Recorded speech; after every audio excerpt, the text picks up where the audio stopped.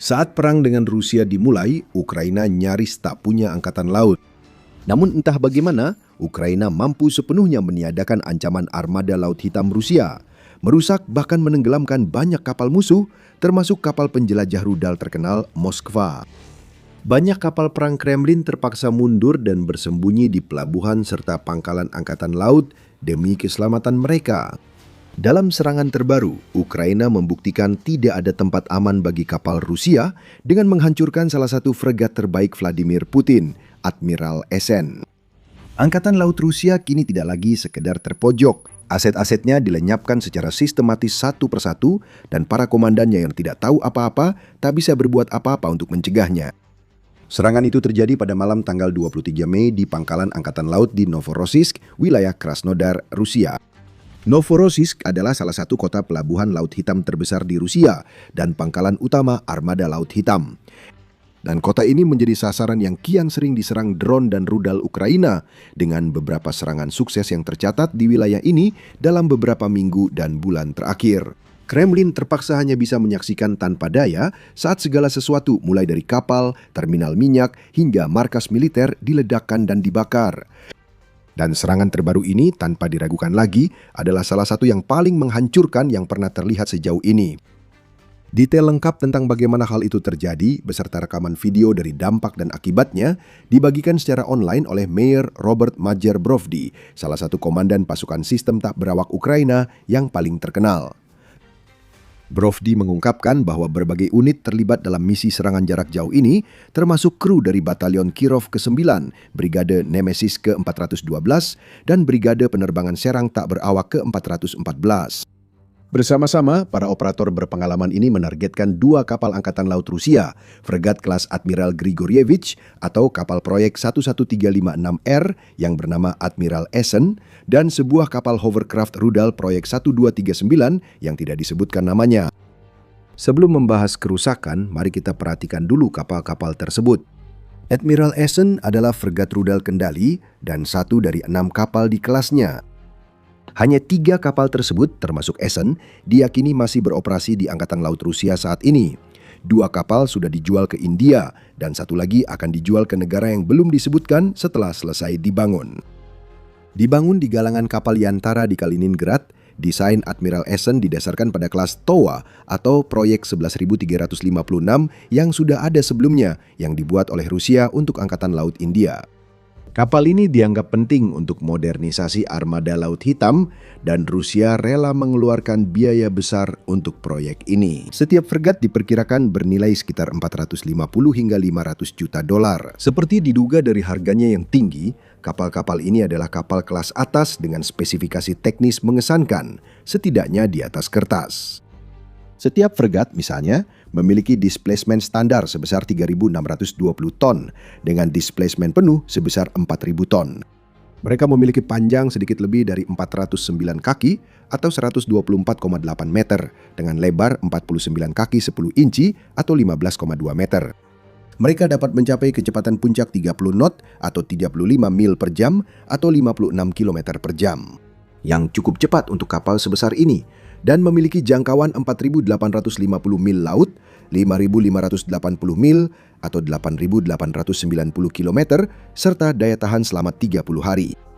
Admiral Essen membawa hingga 200 kru dan dilengkapi persenjataan serta teknologi militer canggih yang mengesankan. Kapal ini memiliki radar pencari udara fregat M2M misalnya untuk mendeteksi ancaman udara yang masuk, serta beberapa radar pencari permukaan dan radar kendali tembak, ditambah sistem sonar MGK 335 MM03. Kapal ini juga dilengkapi dengan perangkat peperangan elektronik yang lengkap dan peluncur umpan KT-216. Untuk persenjataan, Admiral Essen memiliki meriam laut A190E01 kaliber 100 mm dengan kecepatan tembak maksimum 60 peluru per menit dan dapat menembakkan amunisi anti-udara berkekuatan tinggi atau munisi fragmentasi. Kapal ini juga memiliki 8 sel sistem peluncuran vertikal VLS untuk rudal jelajah kaliber, Onyx atau Zircon, ditambah 24 sel VLS tambahan untuk rudal permukaan ke udara. Di kapal ini juga terdapat 2 meriam putar AK-630, serta hingga 8 sistem pertahanan udara portabel IGLA atau Verba, peluncur roket anti kapal selam RBU-6000, dan sepasang peluncur torpedo Type 53 bertabung ganda. Singkatnya, kapal ini sangat lengkap dan dirancang memenuhi standar ketat peperangan laut modern. Namun, semua pertahanan mahal itu tetap tak mampu menghentikan drone Ukraina. Kapal lain yang menjadi target dalam serangan ini adalah korvet peluru kendali berbantalan udara kelas Bora, proyek 1239.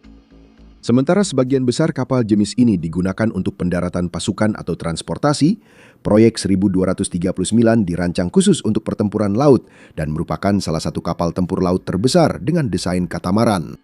Baru 2 kapal seperti ini dibangun, meski kabarnya akan ada lebih banyak lagi di masa depan. Kapal-kapal ini memiliki displacement sedikit lebih dari 1.000 ton dan panjang 215 kaki atau 66 meter dengan lebar 56 kaki atau 17 meter. Masing-masing kapal ini ditenagai oleh 4 generator diesel 200 kW dan berbagai mesin berdaya tinggi sehingga mampu mencapai 55 knot atau 63 mil per jam dan 102 km per jam serta jangkauan maksimum 2.500 mil laut. Dengan kru minimal 35 orang, proyek 1239 memang tidak selengkap Admiral Essen, namun kapal ini tetap memiliki sensor, sistem peperangan elektronik, dan persenjataan yang lengkap. Itu termasuk sistem radar deteksi dan penunjukan target Monument E, sistem kendali tembak rudal Moskit E, beberapa peluncur roket umpan, 8 rudal anti kapal, serta sistem rudal permukaan ke udara OSA MA. Kapal-kapal ini dibuat untuk menghancurkan kapal musuh yang lebih besar dan melindungi formasi mereka di pesisir atau perairan pedalaman. Namun, pertahanan mereka terbukti tidak cukup melawan kendaraan udara tak berawak Ukraina, UAV, pada malam tanggal 23 Mei. Dikendalikan dengan keterampilan dan presisi oleh operator ahli Ukraina, beberapa drone berhasil menabrak kedua kapal ini yang sedang dalam posisi diam saat serangan terjadi, sehingga secara efektif menjadikan mereka sasaran empuk. Admiral Essen bersandar di dermaga Pangkalan Angkatan Laut Novorossiysk. Video serangan menunjukkan setidaknya 1 drone menghantam kapal, dan laporan menyebutkan setidaknya 3 UAV lain juga menabrak fregat itu, meski kapal telah berusaha menembak jatuh dengan sistem pertahanannya, namun gagal. Kapal korvet proyek 1239 berada di bantalan udara di pangkalan yang sama saat diserang. Beberapa drone tampaknya berhasil mengenai kapal itu. Tingkat kerusakan kedua kapal belum dirinci, jadi kita hanya bisa berspekulasi tentang dampak serangan ini. Meski kedua kapal masih mengapung, kemungkinan besar tidak akan layak beroperasi dalam waktu dekat. Setiap kapal bisa mengalami kerusakan parah pada lambung, dek, atau berbagai sistem dan pertahanannya, sehingga Rusia perlu waktu, biaya, dan sumber daya untuk memperbaiki sebelum kapal bisa berlayar lagi. Selain itu, kita tahu bahwa Ukraina belakangan ini telah menggunakan drone yang lebih berat dengan muatan yang lebih besar dari rata-rata.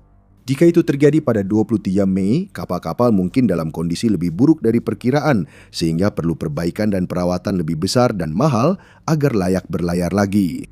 Beberapa sistem mungkin tidak bisa diperbaiki dan harus diganti seluruhnya, yang tentu memerlukan waktu dan usaha lebih. Bahkan dalam skenario terburuk sekalipun, yaitu jika kapal-kapal tersebut hanya mengalami kerusakan ringan, serangan ini tetap penting karena membuktikan bahwa kapal-kapal Rusia tidak punya tempat untuk bersembunyi. Para komandan Kremlin bisa terus memindahkan kapal-kapal itu ke berbagai pelabuhan dan pangkalan, tapi kru drone Ukraina akan terus memburu mereka dengan presisi tanpa ampun dan efisiensi yang luar biasa berulang kali. Dan semakin sering itu terjadi, semakin sulit bagi Rusia untuk benar-benar memanfaatkan armada Laut Hitamnya secara efektif. Di awal perang, pasukan Kremlin mengandalkan fregat dan kapal penjelajah rudal di Laut Hitam untuk menembakkan rudal ke kota dan permukiman Ukraina. Sekarang mereka lebih enggan memakai kapal perang itu karena UAV Ukraina bisa cepat menemukan lokasi dan mengirimkan kawanan drone untuk menghancurkannya. Dan jika kapal-kapal itu terlalu jauh dari pelabuhan, ada kemungkinan besar kapal-kapal itu bisa tenggelam, membawa ratusan awak kapal serta semua rudal mahal dan teknologi militer mereka ke dasar laut bersama mereka. Sebagai gantinya, kapal terbaik Rusia seperti Admiral Essen hanya berdiam di pelabuhan, nyaris tak berkontribusi pada upaya perang dan menjadi target mudah bagi lawan. Dan Ukraina benar-benar berniat untuk terus menemukan dan menyerang target-target ini sampai semuanya musnah. Dengan Magyar sendiri dengan jelas menyatakan, kamu pasti akan tenggelam suatu hari nanti. Kapal tua berkarat, kamu tidak bisa bersembunyi. Catatan, Anda menonton The Military Show, Jika belum berlangganan, sekarang saatnya. Ini bukan pertama kalinya Ukraina menyerang Admiral Essen. Ini juga bukan yang kedua kalinya. Ini adalah serangan keempat yang dilaporkan terhadap kapal ini. Serangan pertama terjadi pada tahun 2022 saat tahap awal perang. Pada waktu yang sama, Ukraina menenggelamkan Moskva. Pejabat juga melaporkan bahwa Admiral Essen mengalami kerusakan signifikan dan telah dikeluarkan dari operasi tempur setelah terkena serangan rudal jelajah Neptune. Diduga fregat tersebut kemudian ditarik dari zona konflik untuk menjalani perbaikan. Kru drone Ukraina terus menyisir area tersebut untuk mencari tanda-tanda kapal perang itu seiring berlalunya bulan dan tahun, siap dan menunggu untuk melumpuhkannya kembali jika muncul lagi. Maret 2026, mereka mendapat kesempatan itu. Pada malam tanggal 2 Maret tepatnya, Admiral Essen sekali lagi mengalami kerusakan parah dalam serangan yang dieksekusi dengan sempurna di pelabuhan Novorossiysk. Ukraina dilaporkan menargetkan bangunan atas kapal tersebut yang mengakibatkan kebakaran besar selama sekitar 18 jam dan merusak beberapa sistem penting yang dibutuhkan untuk operasi tempur. Peluncur granat kapal yang digunakan untuk menembakkan suar panas dan penyebar sinyal radio meledak saat serangan. Kompleks EWTK-25 miliknya yang dirancang untuk mendeteksi radiasi radar dan menghasilkan gangguan juga rusak, sehingga kemampuan fregat tersebut untuk mempertahankan diri menurun drastis. Beberapa radar SSN dilaporkan rusak atau hancur dalam serangan itu, termasuk yang digunakan mendeteksi target Ukraina dan memandu rudal kaliber kapal. Singkatnya, serangan tersebut menghilangkan kemampuan fregat untuk menembakkan rudal ke Ukraina, meniadakan kapasitas ofensif dari salah satu aset Angkatan Laut Rusia yang paling berharga. Kapal perang senilai $500 juta mendadak tak bernilai. Dan pasukan sistem tak berawak Ukraina tidak ingin hanya duduk diam dan memberi musuh mereka waktu serta kebebasan yang dibutuhkan untuk melakukan perbaikan yang diperlukan. Sebulan setelah serangan Maret, pada 6 April mereka menyerang lagi. Novorossiysk sekali lagi merasakan amarah drone Ukraina dengan para ahli intelijen sumber terbuka mengungkapkan bahwa Admiral Essen tidak berhasil melewati malam itu tanpa cedera.